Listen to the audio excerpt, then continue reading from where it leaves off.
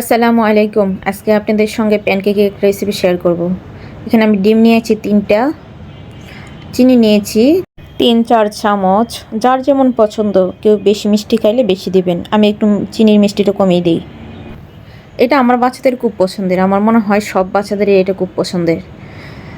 তারপর দিয়ে দিলাম এখানে ময়দা, আমি ময়দা নিয়েছি। ময়দা দিয়ে সব থেকে বেশি ভালো হয়।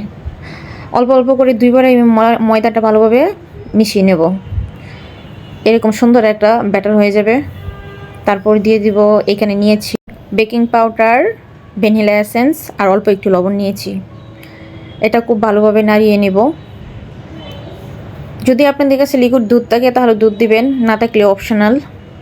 পাউডার দুধ থাকলে পাউডার দুধে দিতে পারেন, তাহলে টেস্ট আরও বেশি মজা আসবে। এর মধ্যে আমি তাওয়াটা গরম করে নিলাম। এই যে আমার ছোট্ট রাঁধুনি, সে নিজের হাতেই প্রথম ব্যাটারটা দিয়েছে। একটা রেডি, এরকম করে সবগুলো রেডি করে নিলাম। লাইক করে পাশে থাকবেন।